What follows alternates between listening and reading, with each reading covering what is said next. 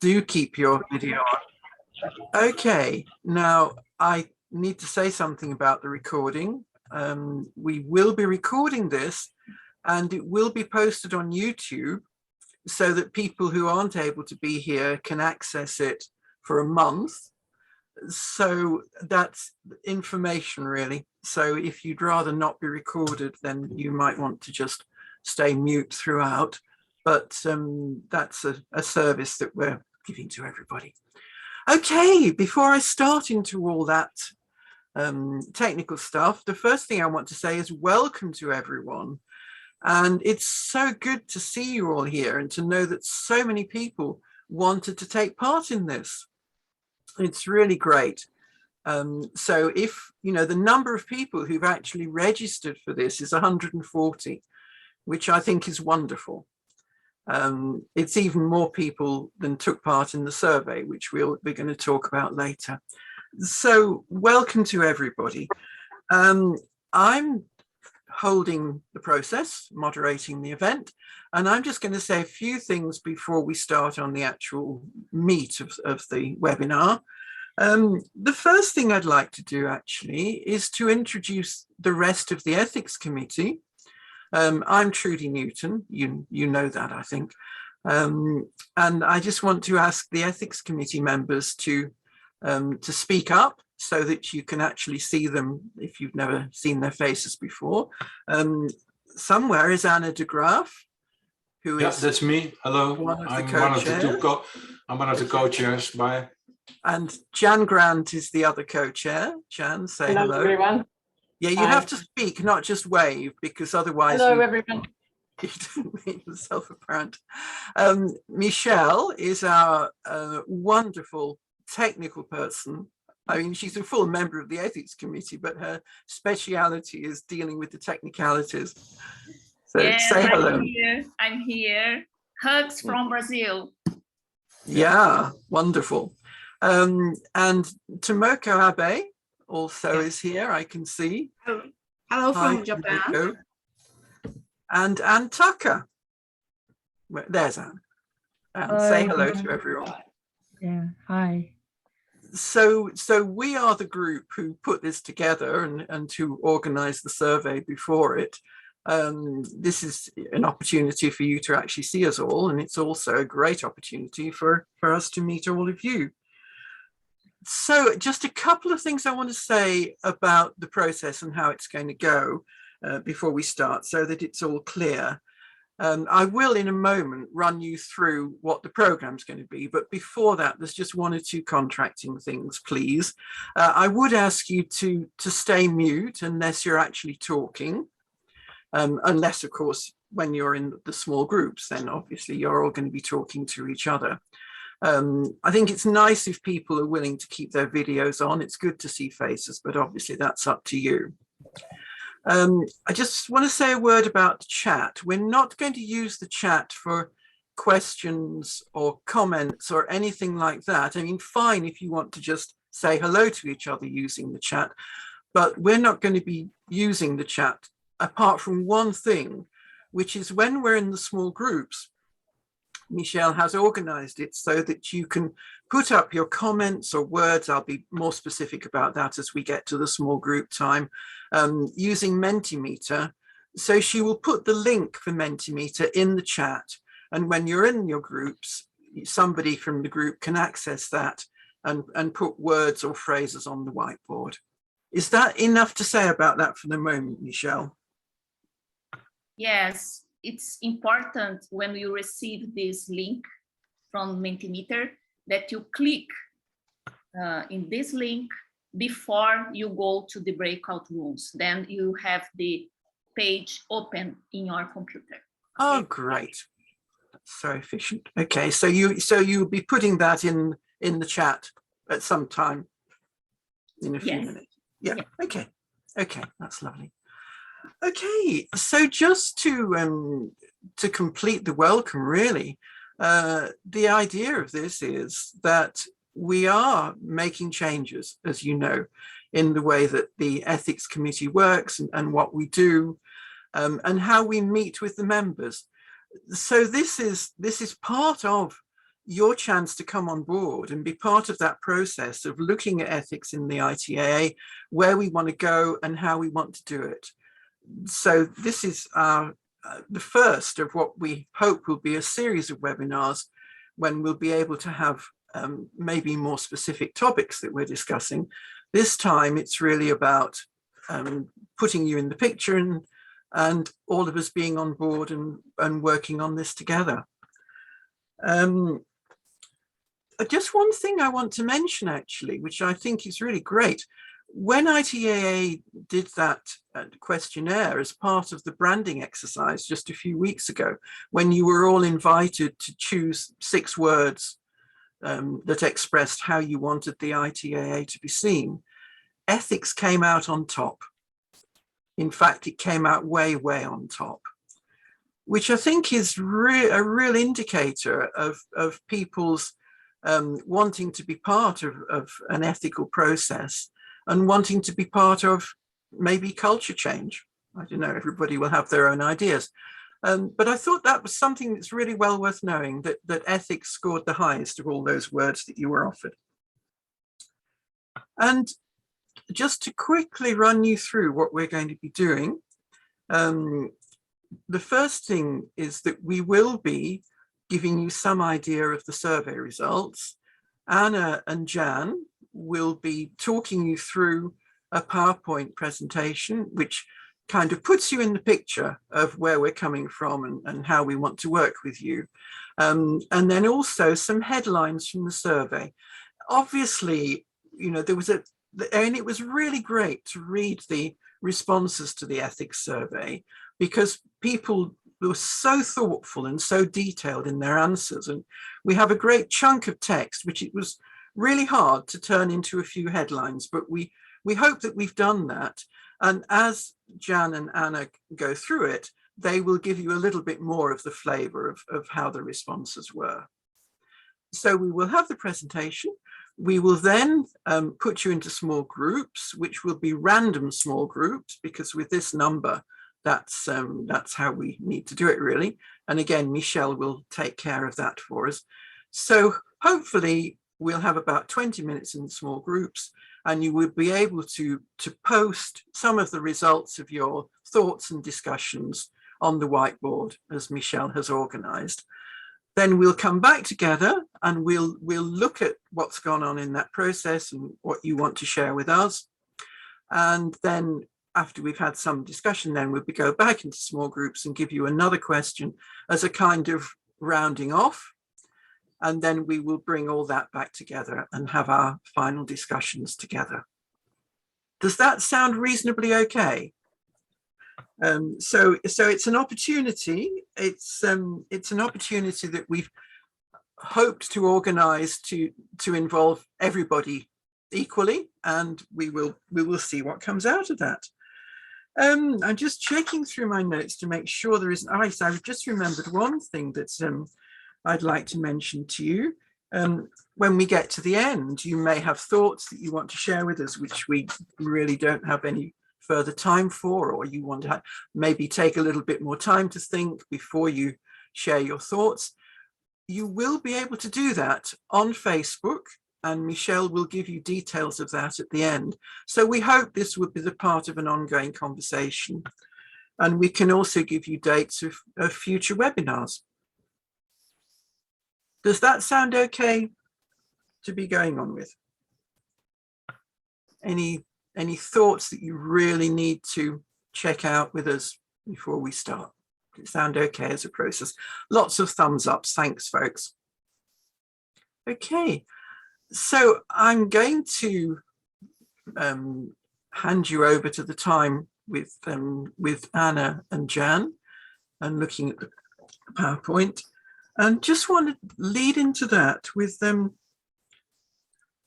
something that Tomoko said the other day, which is that she sees ethics as a protected space, an okay space for dialogue.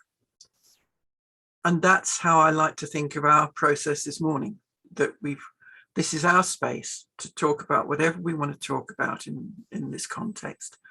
And whatever we want to share here is okay. So if we're ready, it's over to Michelle to start us with the PowerPoint and Anna to introduce the first slides, or to talk us through the first slides.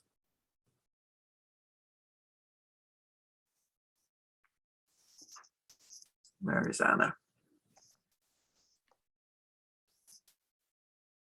I needed to unmute myself. I said good morning to all of you. As one of the co-chairs, can you hear me? I think you can. Yeah. Okay. Yeah. As one of the co-chairs, together with Jen, I'm happy to brief you about the process we have gone through over the last 2 or 3 years. The times they are changing, aren't they? An invitation from the ITAA Ethics Committee. It's really an invitation for you to think with us. We're not here to convince you of anything or sell or promote anything. We're just sharing with you some of the things that inspired us in this whole process. Can we have the next slide? Yeah. So the reforms the ITAA Ethics Committee sees as necessary because the times they are changing. There are 3 closely related issues. We have gone over them over the last 2-3 years. The first concerns the changing view of the role of ethics in general, and hence in the work of the professional. More on that in a moment. The second concerns the consequences of this changing view for the tone of voice of our code and procedures. Also a bit more about that shortly. The third concerns the balancing of autonomy and homonymy. The latter set this reform process in motion. Yeah, more on that in a moment. Yeah, slide 3. So first one, in ethical debates within our committee, dealing with complaints ITA members brought to our attention, we experienced a slow but steady development from knowing what's right or wrong to engaging in a spirit of inquiry. In the debates we had within our committee, we had hard times because we ended up finger pointing at someone, looking for a scapegoat, finding a culprit or whatever. And in the whole debate we had around these complaints, we noticed that there was a change in our thinking. Like it is said here, knowing from what's right or wrong, we don't want to be the TA police.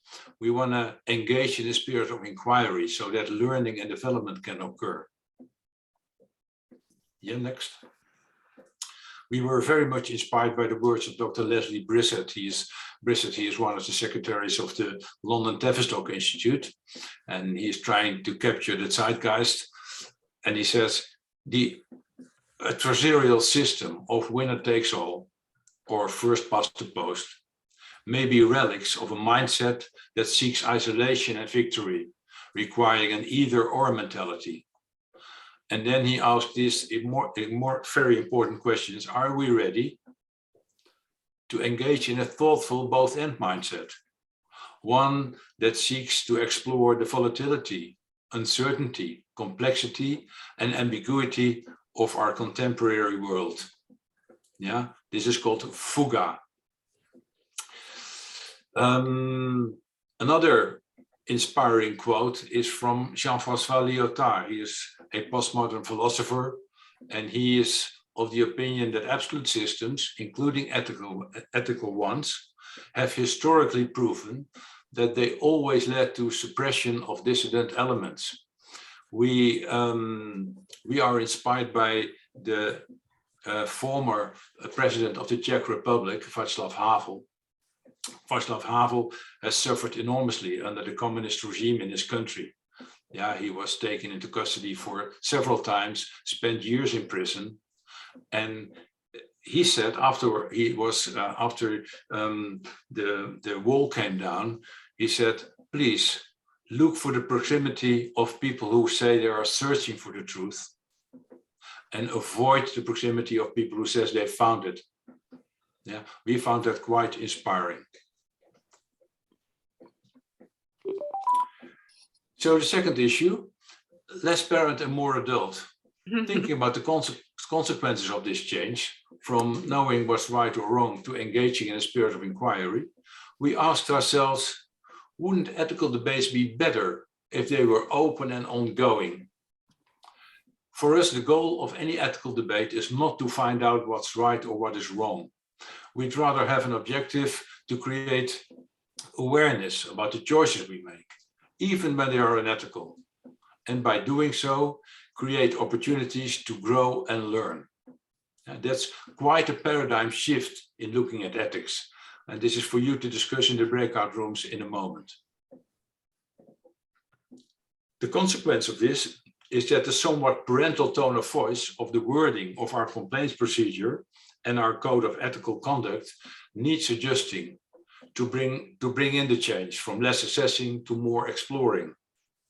If the current theory and practice of the ethics committee mainly invites the parent ego state to come into action, the ethics committee is determined to also invite the adult ego state. And that's quite a thing. We struggle with that a lot. And we are really planning to rewrite the ethical code of conduct in the coming years, and we need you all on board. Third issues, autonomy and homonymy. The ethics committee agrees that, as a sign of the times, it's worthwhile to explore the consequence of balancing autonomy and homonymy in our thinking about an action on our ethical code of conduct. It's perhaps time to take a less individualistic approach and consider our need for belonging, for connection, and for community. Let's look for a balance between the I of autonomy and the we of homonymy, between differentiation and integration. And for those of you who might think, oh, that's new, next slide. The concept of homonymy is not so new to the TA world. In a panel discussion at the TA World Conference in Edinburgh in 2005 about ethics and relational TA, it was Keith Tudor who introduced it. This is a quote from Keith. A person's tendency to self-actualize is represented in the transactional analysis concept of vices. And for me, Keith says, this tendency has two aspects. The one that we are more familiar with is autonomy. The other is homonymy, or a trend towards a sense of belonging. And when Bill Cornell wrote about this panel a year later in the TAJ, this is a quote from Bill. However, interestingly, homonymy does not appear as an ethical or moral principle informing any codes of practice. In most codes of practice, we see autonomy. I have never seen a code of practice that says homonymy is important. So here's a real challenge for us if you agree with this tendency in thinking about ethics. This is quite a challenge in the rewriting of our ethical code. So far for our motivation. Over to you, Jen. Thank you, Anna. So we're going to have a look now at the results of the survey, and thank you to anyone who did respond. We had over 90 respondents, which is just wonderful. And the great majority of the answers were detailed, thoughtful, really wanting to engage with issues, very positive, showing heightened awareness of the debate that's been going on. Many mentioned the autonomy, homonymy discourse as the basis for change and growth, and awareness of the need to maintain positive parent role in ethics, using both and rather than either or in terms of ego states and change in approach. There were many comments also about culture and diversity, inclusion, need to move on from the balance of just a Western gaze, and need for more input, for example, case studies, opportunities for the debate, discussion, ideas for training. I think one thing that stands out for me there is the issue of culture, that our ethics code has been written from a very Western place with the emphasis on autonomy. So I think the whole debate around homonymy and looking at different cultural values is really timely. Thank you, Michelle. So these were the questions. Number one, what do you value about current ethical discussion in ITAA? And some of the themes that emerged were broadening the discussion, increasing awareness, the spirit of inquiry, opening up homonymy as a basis for ethics. And what people wanted to see more of was more case studies, a wider cultural perspective, discussion around how we examine and clarify relationships, balance of the Western gaze, uncertainty and vulnerability. One of the things that, if we can just go back for 1 second, Michelle, thank you. I just want to comment briefly on the more case studies. I do think that's a really helpful way of increasing awareness around ethics. And for those of you who are trainers, training trainees around ethical thinking, is to bring in case studies where, again, there's no one right way of responding to it, but we can give examples from life and in all their complexity, and have people look at the many options around how those themes may have been tackled. Thank you. So number two, what do you value about the ethical code of conduct and the ethical procedures manual? It needs a rethink with an exclamation mark. Many people referred to the ethical grid, and clearly that's used a lot. People find that very helpful. What would you add? Case studies, teaching ideas, more for the client who may get left out of the discussion, more collaboration. What would you discard? The parental tone, judgmental language, the length, it's 44 pages, and lack of clarity around responsibility or protection, that we need both. I think that's also lovely to have both of those words being used. Thank you. Number three, what do you value about the current activities of the Ethics Committee? Accessibility and inclusivity, stimulating script articles, broadening the discussion and reflection. What would you add? More workshops at conferences and online, TAJ articles, address the risk of litigation, more structured teaching of ethics and making ethics a foundation of training. So there's been a wonderful response to the regular script articles people in the committee have been writing. So it's been lovely to have some interaction around those and people writing comments and asking questions. That's just been great. And number four, what would you value in future developments and actions with regard to ethics in ITAA? Discussions of how systemic power works, concern for impacted people, reformative justice, an elders group to assist the Ethics Committee, support for practitioners when needed, a code of conduct for exams, structured dialogue around frequently experienced ethical issues and need for practical help.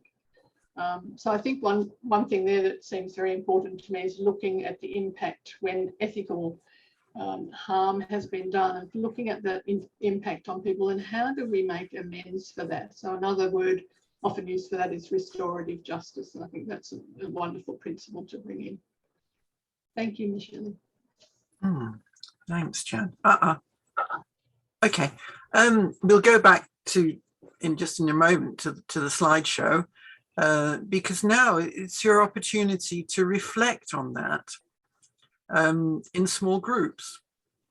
And in just a minute, we're going to put you into groups of 5. And in addition, you will have the link to Mentimeter, which I talked about before. So is that okay, Michelle? Is that in the chat now? You said it needed to be in the chat before they go into groups. Not yet. I'm doing now. Okay, so you can do that whilst I talk about the questions. So the first breakout room question, it's clear from what you've been hearing already that changes are happening, and that change really is about how we think about ethics, or giving ourselves more space in how we think about ethics. So we're offering you a polarity here from relativism to absolutism. I hope that makes enough sense. I think it probably does, that relativism is kind of saying anything goes, to absolutism, which is saying that there are really strict rules that we all have to obey. So we want you to think about that. Where, obviously, well, I hope obviously, you're not going to be absolute either end. You're somewhere in the middle, maybe towards one end or the other. And how do you decide where you are? And when you've had an opportunity in your group of 5 to talk about that and compare your thinking, when you realize what your own position might be, how does that impact your everyday work as a TA practitioner? So hopefully that's clear enough, and you will find yourselves in a couple of minutes in small groups. Are you okay with that, Michelle? You're ready to? Yes, I'm working here. Just a minute. I copy in the chat the questions. And now I copy the Mentimeter linking. And I ask you to open this link in advance.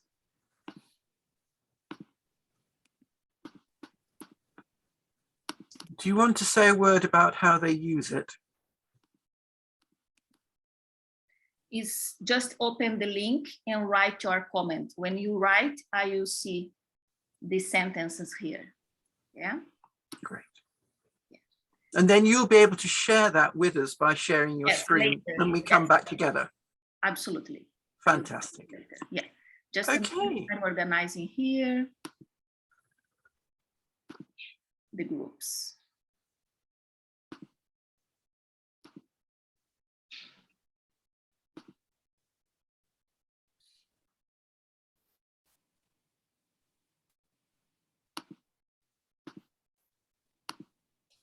So have good discussions. Looking forward to what you have to discover. For 20 minutes, Trudy? 20 minutes. I'm so sorry. I didn't say. So sorry. Yeah, 20 minutes. And then we'll call you back.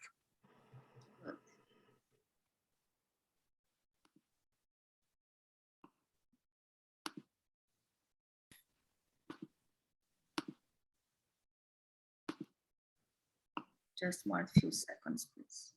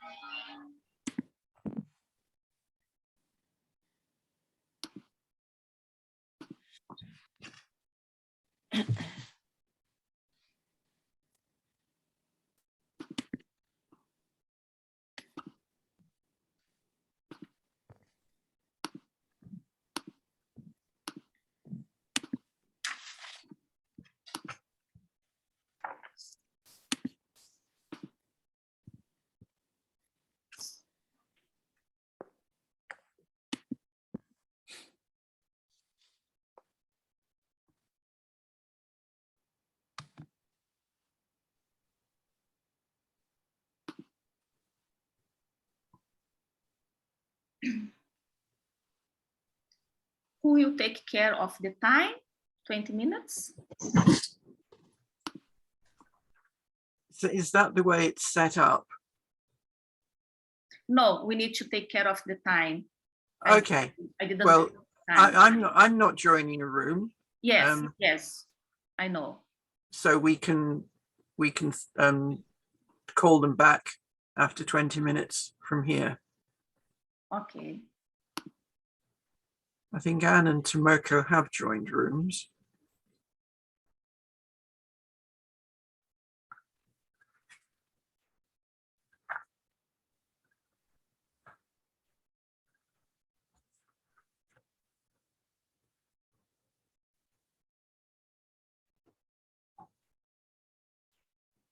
I'm wondering why Suhee and Young Tae have not gone into rooms. Yeah, I don't know. Let's see here.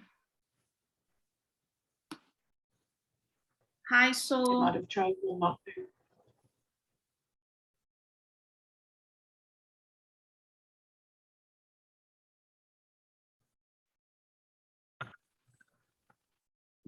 let me try put her in another room. Excuse me, could you put me to the breakout room with Russian speaking people, please? Oh, Tatiana, hello. I am. For Russian speaking group. Okay, yeah, I took time organizing a room only for them. Let me see where are you here?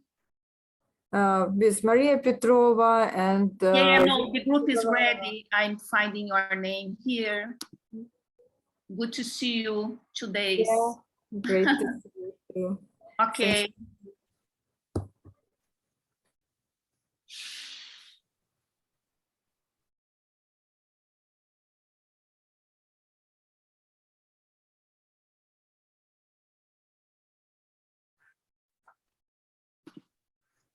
Okay.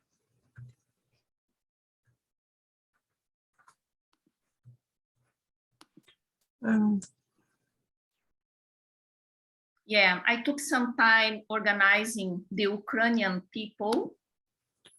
Okay. They asked me to organize a group only for them. And then I did, and this took some Could time. you appoint the Fantastic. Okay, so we're back. Hello, everybody again. Okay, well, I hope that was a fruitful process. We were monitoring the Mentimeter board, and it looks as if you were having some good discussions. So I think maybe the best thing to do, if it's okay with you, Michelle, is that we jointly take a look at your comments, and then there will be a bit of time also for people to contribute individually. So let's have a look. Okay.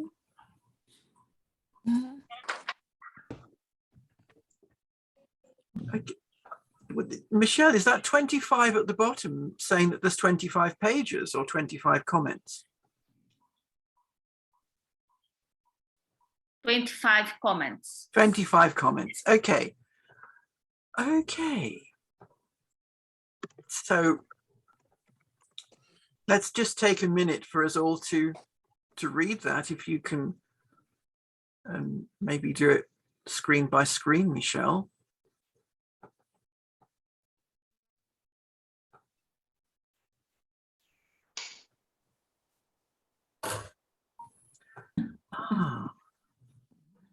Wow, I'm at the midpoint. I read somebody says here, I'm at the midpoint, tending towards relativeness as of today, starting the journey from absolute and then slowly moving towards relativeness.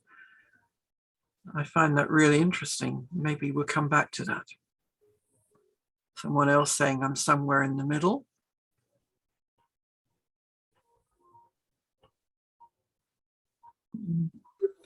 Is this continuum influenced by the developmental stage of the practitioner or the developmental stage of the therapeutic relationship? That's a good question. Very good.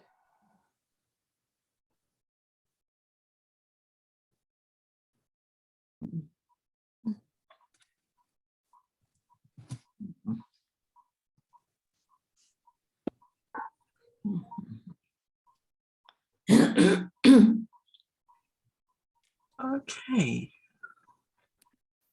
Really good question. Okay. Okay.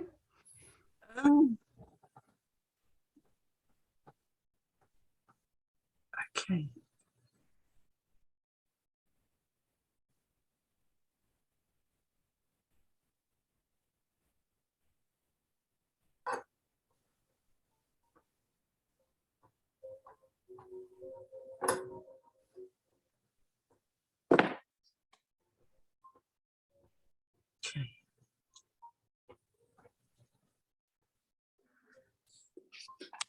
Okay, how are you doing, folks? Was that long enough for reading it?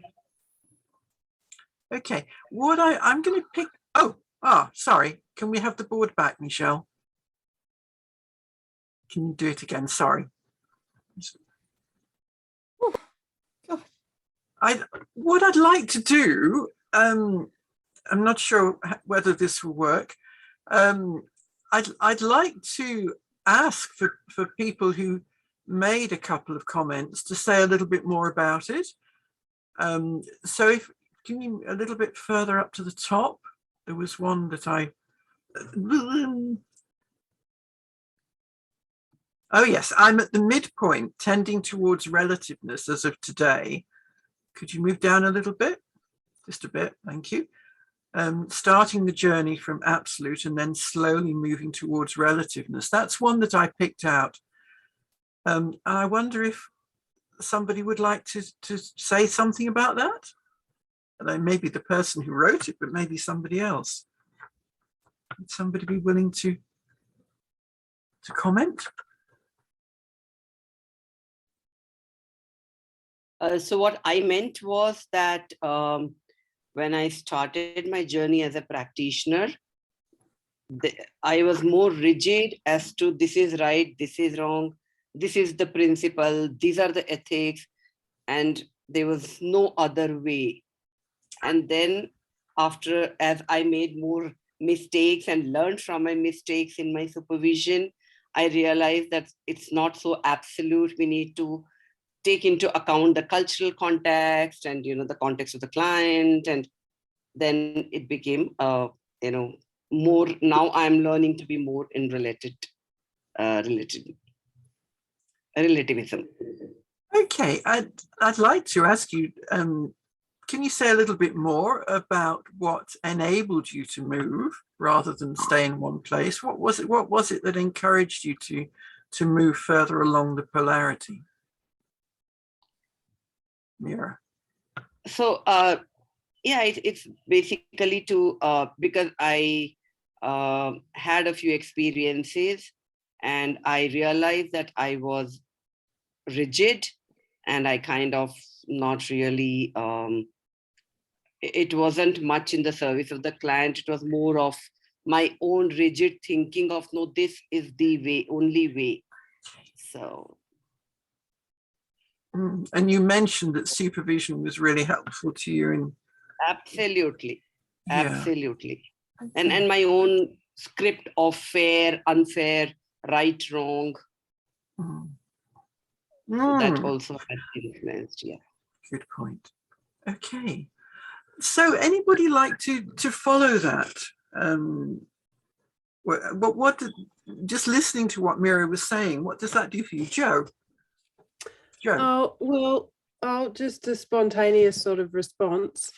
I guess I've also answered the midpoint because I felt that I wanted to be able to have firm boundaries more in the absolute type of side of things, like that there are certain things that I do think are absolutely not okay, like, you know, like having a sexual relationship with a client, for example. But then, you know, I also think, though, that the capacity to discuss that and talk about that and think about what's really going on is also really important. And in other areas where it's a lot more grey, I like to kind of be able to have the relativism sort of side of things. But just to reflect on what Mira was saying, I think probably when I started practicing, I came a lot more from the relativism sort of side of things. And it's only through my years of practicing and studying and my own personal journey that I've actually become a lot clearer about what boundaries really are, and that they really do need to exist. For example, like, what is abuse? What is abusive? And what isn't? And, like, you know, I don't want to be black and white about it, but there is, you know, something quite definite about that. So that's why I put myself in the middle of that continuum. Thank you. Thanks, Joe. Someone else, anybody like to follow that? John? Really, yeah. What I was thinking is, as Joe was talking, and we were talking about, and Miro also saying when he first started, and I'm thinking when we first start training, it's nice to have a set of rules that would help me feel, it helped me feel safe. Oh, this is what I need to do, and these are the track I need to follow. And then through the years, I thought, oh, okay, well, maybe we can think about this a bit more. And along with Joe, there are some things that I'm at the absolute end, but with other things, I would be, okay, so how is this going? What does this look like? But I think in the early years, that it feels safer to have a clear set of boundaries. And I don't know whether you're still delivering training, John, but if not, when you were, how did you bring this into working with your trainees? Yeah, I am still working, I'm still training. And when I'm working with trainees, my main way is to set a number of examples of ethical dilemmas and ask people in small groups to think about what it is they may do, and often using the IATA grid as a guideline. Saying, okay, so, or giving the same dilemma to 3 different groups and saying, okay, you focus on this area and you focus on, so 3 different areas. So I'm in teaching, I am much more towards the relativism end, apart from saying there are some things that are unforgivable because they are not okay. Yeah, and that is a good principle in the TA world. Yeah. Thank you. Somebody else, we have time for 1 or maybe even 2 more comments. Yes, Alina. Hi. Yes, I'd like to comment a little bit because those are the thoughts that I was considering during the conversation in the chat room. So I'm in the advanced level of training still. I've got my mini private practice as well. So I'm gaining real life experience. But what I do feel is that, first of all, in the initial stages of career, at least, it would feel a bit more holding if things were a bit more absolute, perhaps. But at the same time, I'm realizing that the code is a guidance as opposed to a procedure where it is not possible to say, if this happens, you do this, or if this happens, you do that. It is not possible to do that. Therefore, absolute terms would be very difficult to obtain within a guidance anyway, in my view. And then what I was also sitting with was the way that we are trained about ethics. So we definitely are asked to consider different scenarios and consider them from ethical perspective. It is something that is a must in our essays and in our work, which is fine. But what is not spoken about is what happens to me as a practitioner when a client makes a complaint. And this, for me, is something that I would be very scared of. So it feels like a police type of thing in my head anyway, a police type of approach, and me maybe being interrogated. But but in the middle of year 4, we just had a seminar on ethics with someone who's very, very experienced. And the way she portrayed that to us was the opposite, was this is actually something that's there to support you. It is something you can lean on. But this was the first time I heard it. So that was a bit mind-blowing. So asking practitioners in training to consider scenarios is one thing. Absolutely needed, but then giving us some kind of comfort about it's there for you. It's not there against you. That is really important, because after that seminar, I had a new client in my practice, and I gave her a contract, and we spent the whole session on the contract, and I did speak about her having an opportunity to raise a complaint if she's not happy with something. And I would have not done it as explicitly in the past, because there would be a fear in my head. And after that seminar, I was confident to put it in front of her and say, there is this option if you need it, and how do you feel about me saying it? And you know, and we had the whole conversation about it. I would have never done it before. So that is how it all impacts my practice, and I think it's quite significant. Thank you. Thank you so much, because I think that's a really clear way that you've put it, of the dilemmas that we all face, and the dilemma that we face in thinking about where do we want to go with the ethics code and the procedural manual. What gives us guidance in making changes? Thank you. That's really clear, Alina. And I'm going to say no more comments now, because we need to go on to the next stage of our discussions, which is we're going to put you back into small groups. And Michelle has just posted the link for the second discussion.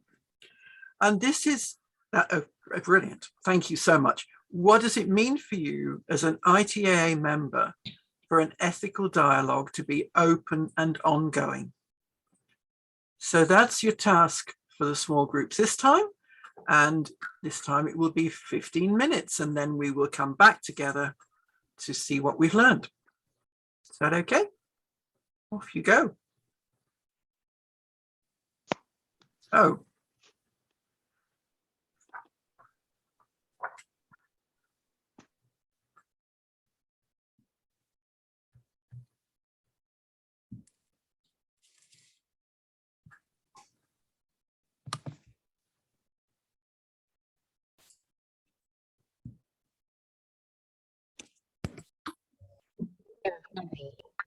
Michelle, can you share the URL here, please? Because it did not work in the chat room as well. Yeah, I think we're back. Yeah, we're sorry, folks. We did have a technical hitch there, that the link didn't come through to the chat rooms. So what we're going to do now is Michelle has posted the link, so you can access it now. And we'll take a few minutes for people to post any comments that they would like to. And we can, am I right, Michelle, if we actually go to your screen, we can see that happening? Yes, yes. There is no comments yet. Okay, so let's take a few minutes for people to write things that they weren't able to post while in the chat rooms. We can share the screen and see that happening.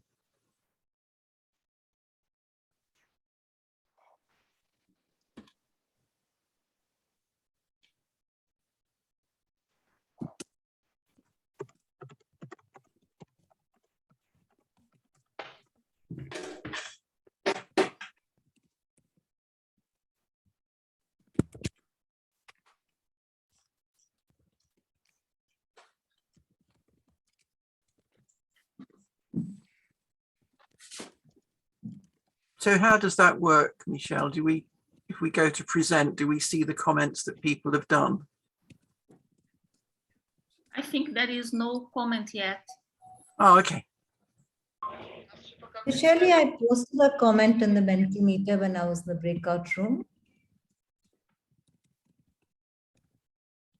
I have also posted, and the link which opens says 1, but your board here is saying 2 here. Oh, here we go. Somebody has. There's another link. Can you put below the question again?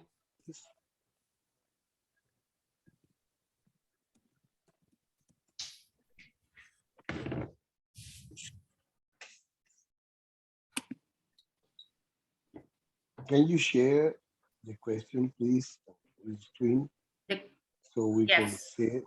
Yes, I can share. Okay.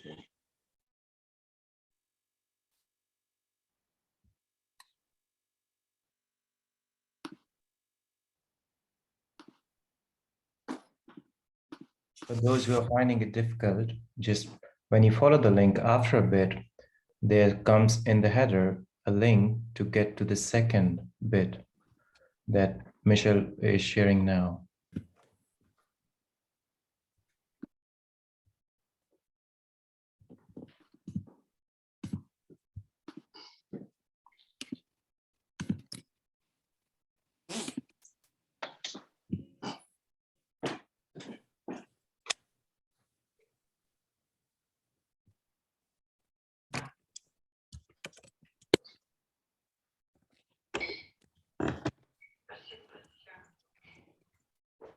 Oh, here we go.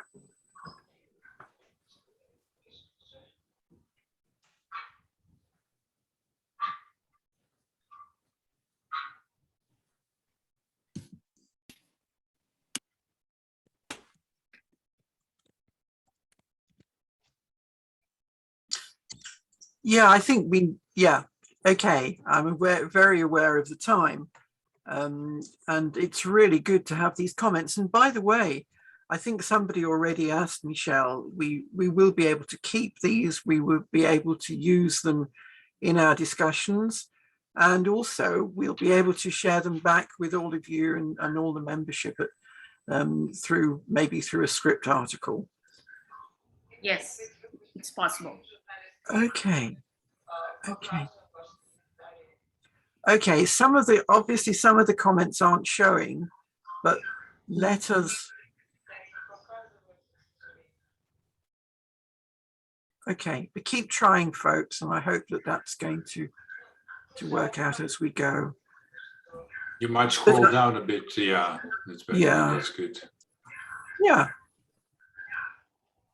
So we have 13 comments so far, which is pretty good.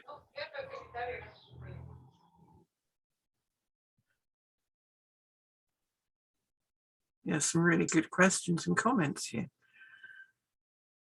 Folks, I think we need to be winding up. We're due to finish in just a few minutes. And thank you for your participation in this process. This is really good stuff. So I just want to say, just to have a few minutes when anybody can make any comments verbally that they want to, if anybody is wanting to say anything at this point. And then I've got a few kind of finishing off things, information for you to finish with. So let's just take a few minutes for any comments if anyone wants to say anything. I just want to say, Trudy, that I think this is a fabulous example of exactly that, of how to facilitate an ethical dialogue that is open amongst members, and fabulous. Thank you. Thank you. Anybody else? Hi, Trudy. I feel that I'm needing a bit more context in terms of where we are here. You know, we sign up to a code of ethics, but I'm not quite sure how accountability operates. For example, what cases go to the ITAA specifically, rather than to, let's say, a national body, as happens in the UK. Okay. I'm just going to clarify that, because I think that's important for everybody. If you are a member of IATA, then ethics is dealt with by your national association. And I'm sorry, could somebody mute their squeaks? I don't know who that is. Thank you. If you, the IATA has a more of an advisory role in ethics, because the actual cases are dealt with nationally. But in the ITAA worldwide, that is about members actually using the ITAA as their ethics process. So it's different from IATA. I just wanted to make sure everybody had that information. Does that answer your question? You're muted, Alistair. Yeah, in part, Trudy, it would be interesting to have information as to what happens, you know, the number of cases, how they're analysed, what we can learn from the actual experience of operating the ethics system. Okay, that's something for us to note. We could do that, and we'll put it on the list of things to that people are asking for. That ties in with the idea of case studies, I think, truly. Yeah, it does partly, but it's also about case studies about what might happen. And I think what Alistair is asking for is, well, what does happen? How do the ethics committee actually occupy their time? And I think we can answer that question, but not now. We don't have time. Joe. I've got a quick question. Okay. If I have an ethical dilemma that I'd like to discuss in a forum, like in a consultation, is that something that I could bring to your ethics committee? For us to use in further seminars, do you mean? No, for me to get a process where I could have an ongoing open discussion with people about my ethical dilemma. That is something. I think it would be wonderful, Joe, if we were able to set up such forums where people can discuss and bring their dilemmas and discuss them. I think that's pretty much in line with the change we're facing. Yeah, and what we're actually beginning to do. Yeah, looking back. Okay, so yes, it could be in the future. Is that what your answer is? Well, it could yeah, be, that's my answer. Now. Yeah, but Anna, don't you also think it could be now? If Joe had something she wanted to discuss and she wrote to you, we could set up a process for that to happen. Like the first stage. We can. Yeah. Yeah, absolutely we can. And I'd like us to come up with a structure in which it can be done all the time. Yeah, absolutely. And I see that comments are appearing in the chat supporting that idea. Thanks, Joe. Thank you. I really, with very much regret, think it's time that we close this process. A couple of things that I want to say to you to make sure you go away with the right information. First of all, this is really, really valuable for the ethics committee to have this process, to hear your comments. And I, for one, have felt quite inspired by some of the things that have been said and put on the whiteboard in the process. So thank you all again for being part of this. I'm going to refer to Michelle again here, because my understanding is that if you have further responses, further comments, anything at all you want to say or ask, that can be done via Facebook. Is that right? Yes, or in the ITAA YouTube channel will be open for comments too. Ah, okay. Okay. So there are spaces where you can actually continue this discussion as you would like to. And one thing I forgot to say when I mentioned that, when I mentioned YouTube, is that if you or any of your colleagues who weren't able to be here want to access YouTube, you will be able to get a translated version. So that is something to pass on to people who might not feel that confident in everyday English. And just one more thing to note, that one of the suggestions and ideas that came out of this process was that we should have a group of elders, like a tier of advisory people or people who talk about ethical issues and maybe write about them or whatever. So if any of you have felt inspired by this discussion to offer yourself as an elder, please let us know.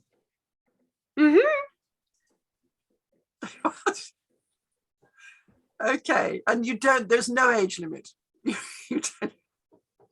You don't have to be 80. Okay, so metaphorical elder. Okay, and I just want to hand over to Anna to say a final word if you would like to, and/or Jan. Yeah, I'd like to thank you very much for participating in this first webinar. We plan to have 3 webinars per year. This is just a kickoff for the other 2 that are coming in May and October. You watch your email box for any invitation and you're most invited. And we take the idea that we need to come up with case studies to ask people to bring in their cases very seriously, because the next webinar might be even more practical than this one has been. Again, thank you very much, and hope to see you in May. Thank you, everyone. Wonderful to have you on board. Thank you all for organising this and hosting it. It's been really, really interesting and inspiring. Thank you. Thank you. Thank you all. Thank you, everybody. Bye-bye. Bye-bye. Bye. Thank you. What is the ITAA YouTube channel called? Rosalinda, it's ITAA Word, ITAA Official. Let me see if I can. I found one that clearly isn't. Put it in the chat probably. Let's see if it's Okay, there it is. working. Yeah. Awesome. Thank you. Okay, bye-bye. Bye-bye.